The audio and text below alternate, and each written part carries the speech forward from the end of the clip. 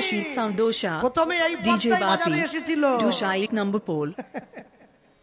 হরিহরায় নম কৃষ্ণ যাদবায় নম গোপাল গোবিন্দ নাম শ্রী মধুসূদন। এটি মহাপ্রভু নিজের গাওয়া পদ।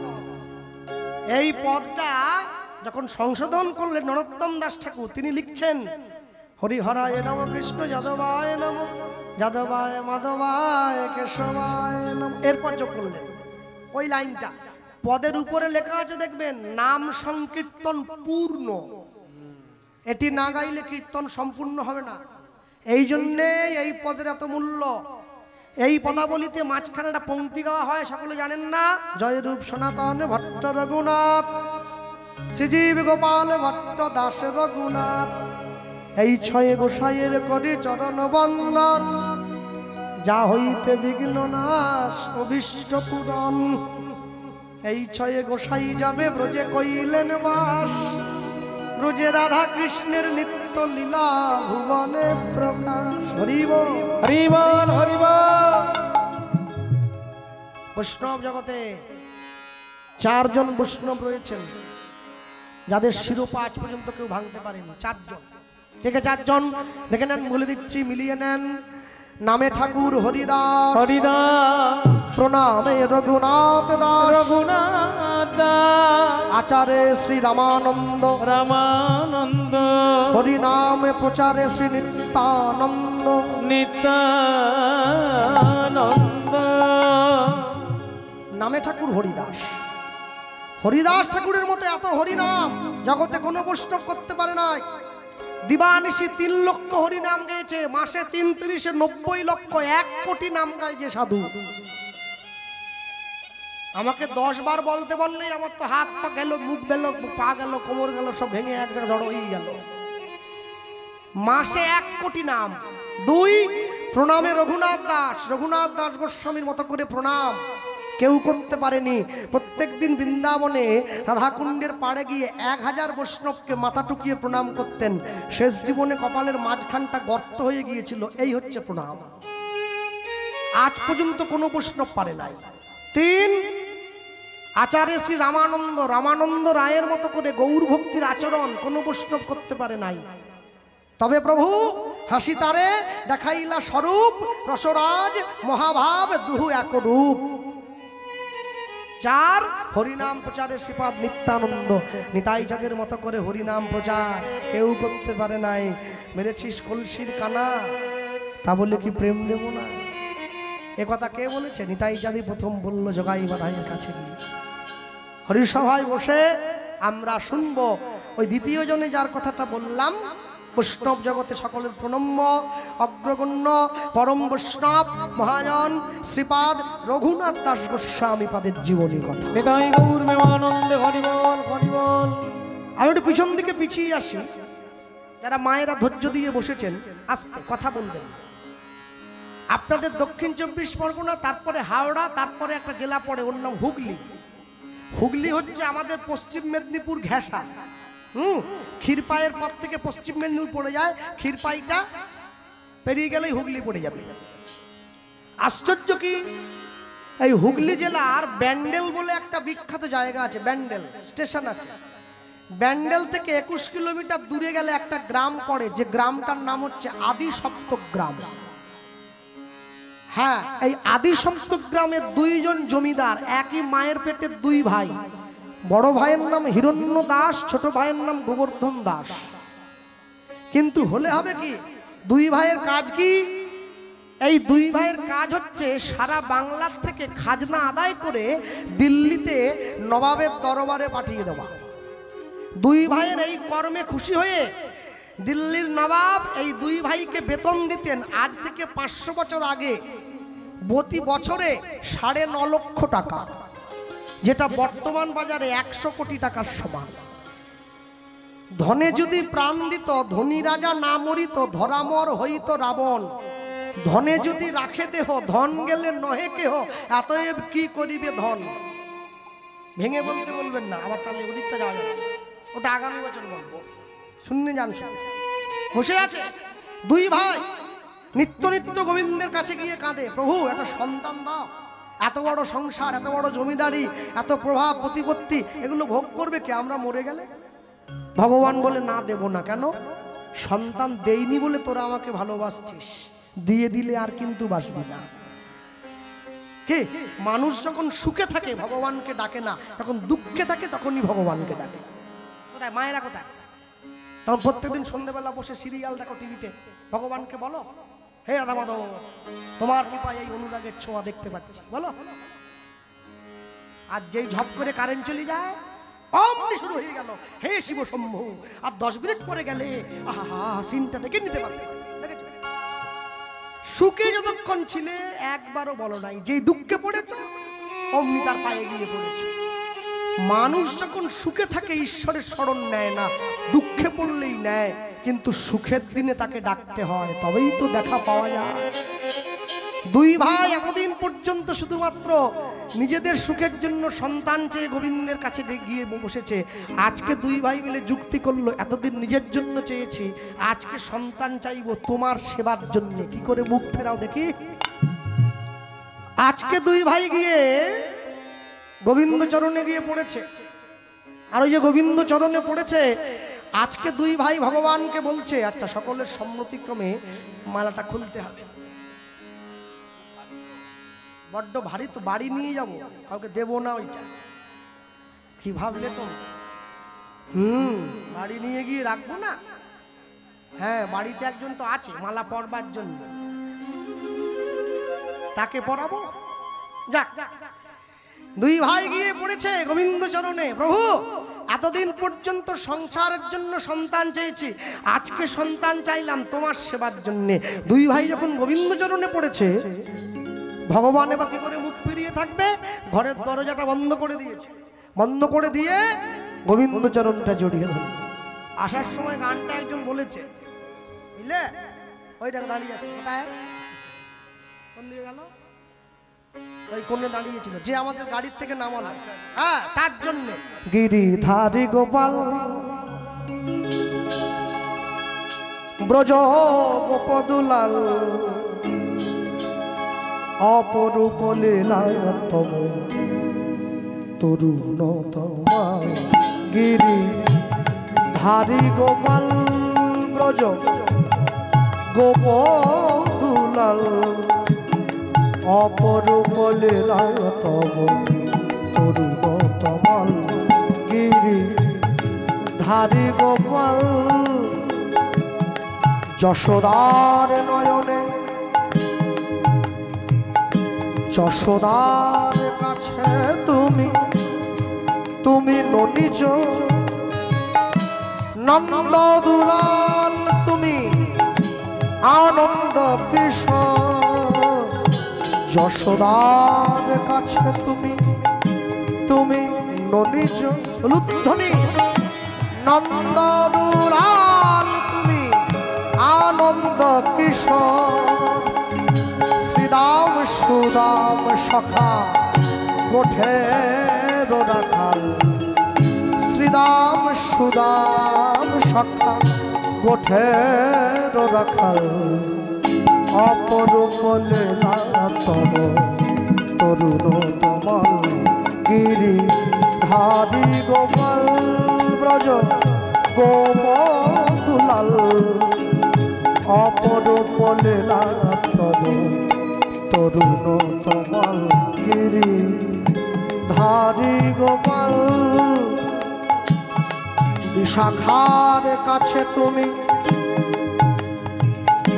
চির নিরূপম। শ্রীরাধার হৃদয়ে প্রেমের কৃপণ। বিশাখার কাছে তুমি চির নিরূপম। শ্রীরাধার হৃদয়ে প্রেমের কৃপণ। শ্রীদাম সুদাম সখা গোঠের রাখাল। শ্রীদাম সুদাম সখা গোঠের রাখাল। অপরূপ লীলা তব তরুণতমাল। গিরিধারী গোপাল ব্রজ গোপদুলাল অপরূপ লীলা তব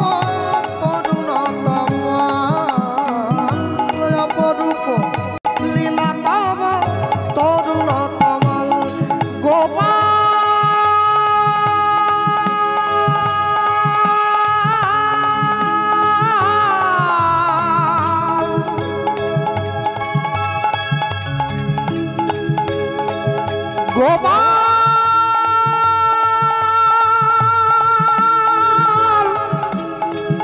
হে হে গিরিধারী লাল অপরূপ লীলা তব তরুণ তমাল অপরূপ লীলা তব তরুণ তমাল অপরূপ লীলা তব তরুণ তমাল তরুণ তমাল তরুণ তমাল। अरे बोलिए भाई गिरिधारी लाल की जय राधा मदन गोपाल की जय हिताई गौर प्रेमानंद हरि बोल हरि बोल हरि हरि बोल। भगवान चरण दुई भाई जड़िए धरेছে भगवान सब সইতে পারে দুটো জিনিস মানবে না একটা ভক্তের অহংকার একটা চোখের জল। ভগবান জীবনে দুবার হাসে যখন নার্সিংহোমের বিছানায় রোগী গিয়ে শুয়ে থাকে ডাক্তার গিয়ে রোগীর সামনে দাঁড়িয়ে বলে আপনার কোনো চিন্তা নেই আমি যখন আছি আপনি বাঁচবেন। ভগবান হাসে ডাক্তারের দিকে তাকিয়ে বলে হ্যাঁ গো ডাক্তার তুমি যে ওকে বাঁচার গ্যারান্টি দাও তুমি নিজে কতক্ষণ বাঁচবে সে গ্যারান্টি তোমায় কে দেয়? বলে মনের জোরটা একটু বাড়াচ্ছিলাম আর কি। আরেকবার ভগবান হাসে যখন দুই ভাই ফিতা ফেলে জায়গা ভাগ করে তোর 5 কাঠা আমার 5 কাঠা। ভগবান হাসে কার সম্পত্তি কাকে দাও রে? মাটির দেহ মাটি হবে পুড়ে হবে ছাই এ দেহ তোর পচা দেহ গরব কিসের ভাই? খড় মাটিতে কুমোর যেমন ঠাকুরও গড়ে রক্তে মাংসে দয়াল তেমনি মানুষও গড়ে রক্ত শুধু পোকায় ভরা কুড়ে কুড়ে খাবে তাই এই দেহ পচা দেহ গরব কিসের ভাই? ভগবানের চরণে নয়নের জল দিয়েছে ভগবান দৈববাণী করছে আচিরাতে তোমাদের ঘরে এক পুত্র সন্তান জন্ম গ্রহণ করিবে জন্ম গ্রহণ করিবে আমার ভক্তির বলে সন্তান বলবান হইবে বলবান হইবে এই সন্তান না রহিবে তোমাদের ঘরে তোমাদের ঘরে জগতে মাঝে আমার লীলা কথা আমার লীলা কথা প্রচার করিবে প্রচার করিবে প্রচার করিবে প্রচার করিবে দারে দারে জগতে আমার লীলা কথা প্রচার করিবে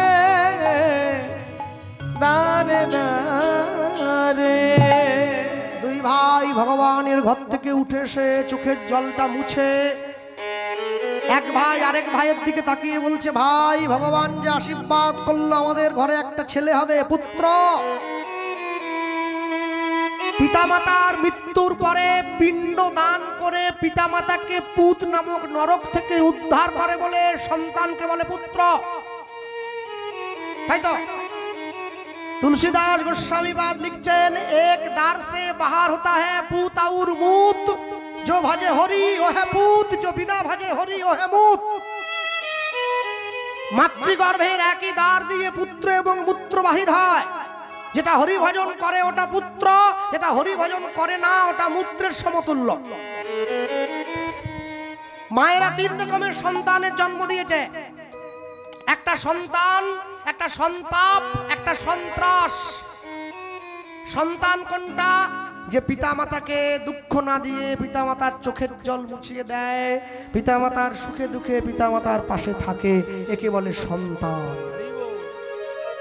যতই যাও না মন্দির মসজিদ যতই যাও না তীর্থস্থান বাবা মাকে না ভালোবাসিলে পাবে না কোনোদিন ভগবান। এ সন্তান সন্তাপ কোনটা যার জন্য পিতামাতা নিত্য নিত্য চোখের জল ফেলছে কে বলে সন্তাপ।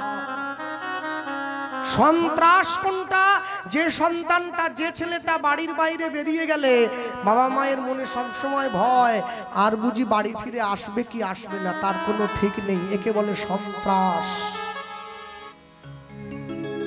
গান্ধারীর মতো 100 ছেলের জন্ম দিয়ে লাভ নেই, দিতে যদি হয় কুন্তির মতো 5টা ছেলের জন্ম দাও। কি 5টা ছেলে?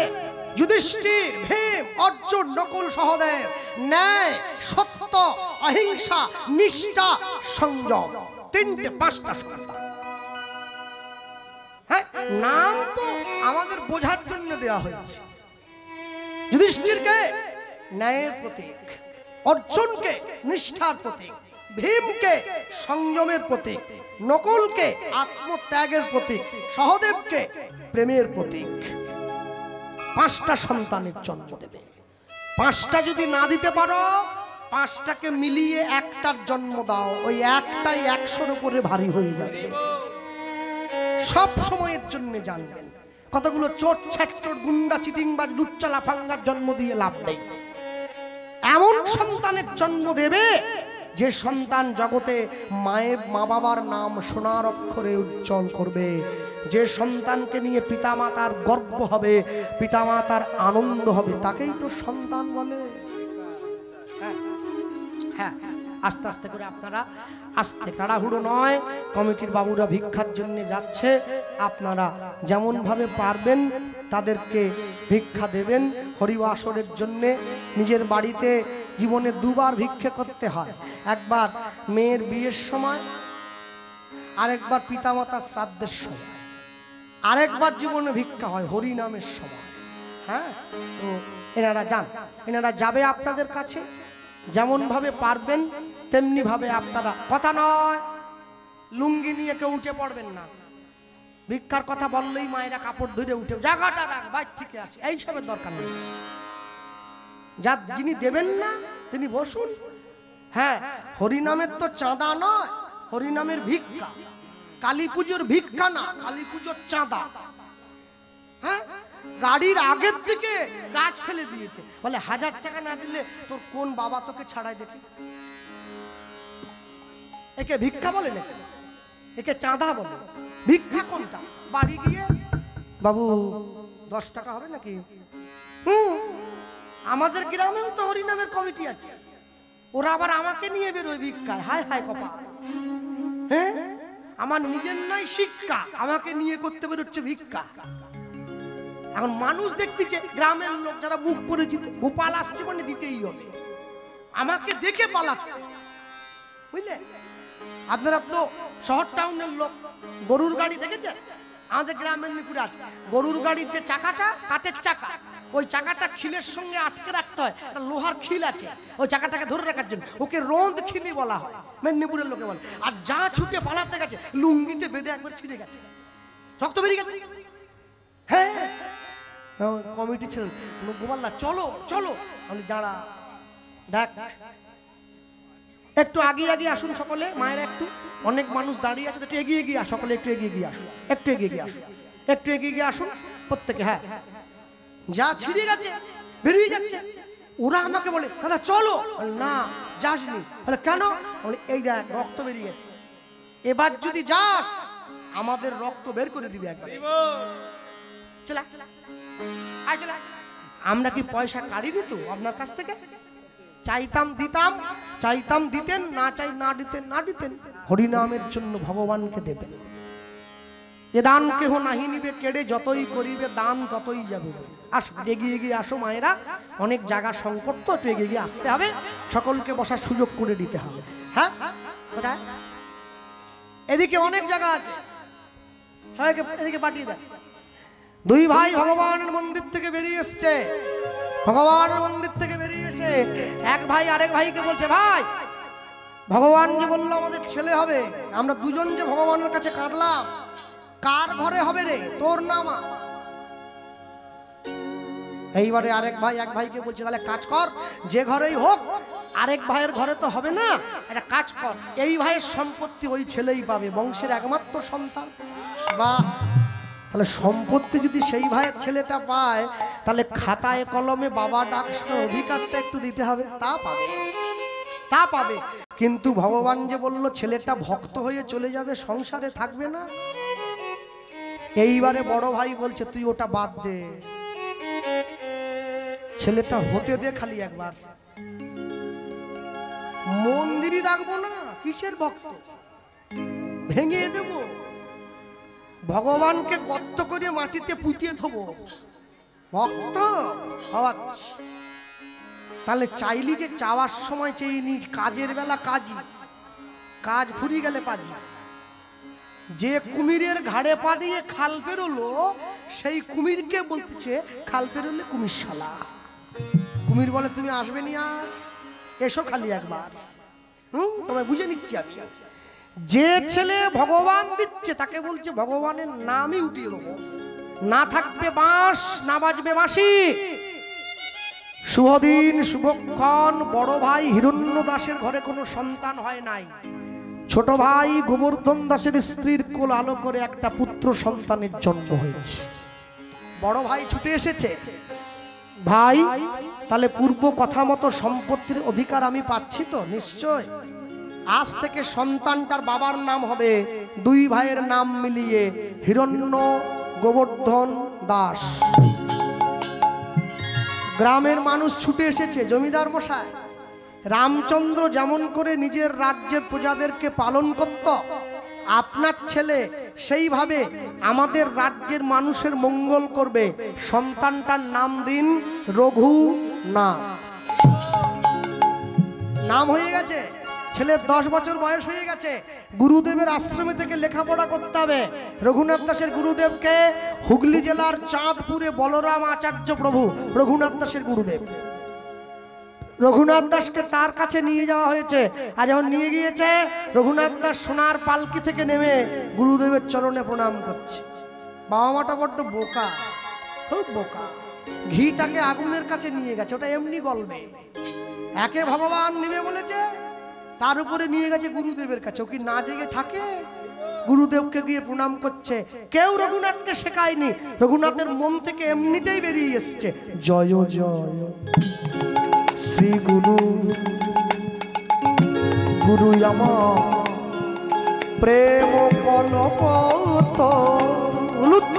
জয় শ্রী গুরু, গুরু আমার প্রেম কলপতরু। জয়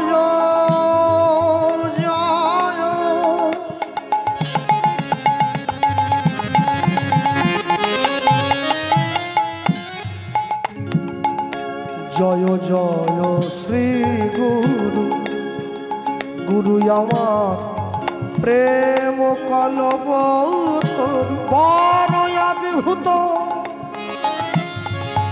অদ্ভুত যাক পরকাশ, বড় অদ্ভুত যাক পরকাশ। হরি হরি বল, হরি হরি বল।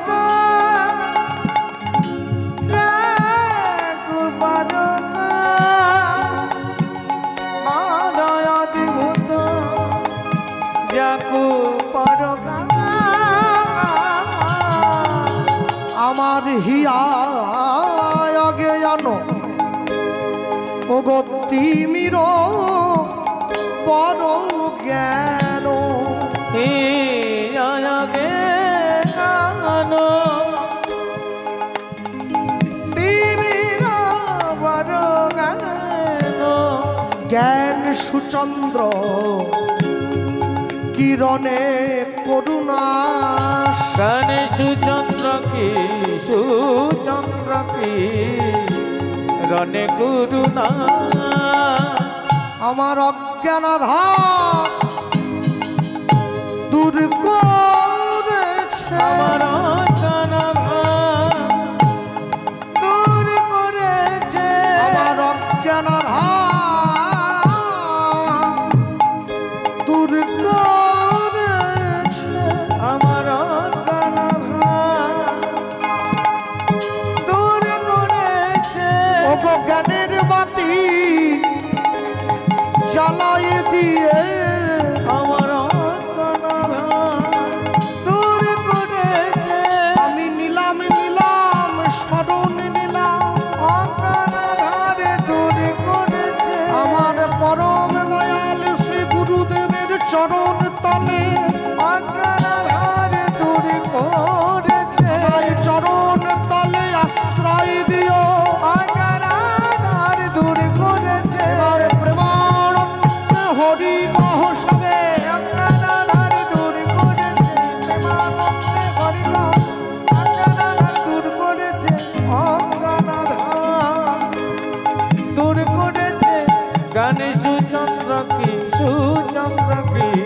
রণে গুরুনাথ জ্ঞানেশু চন্দ্রকে সুচন্দ্রকে রণে গুরু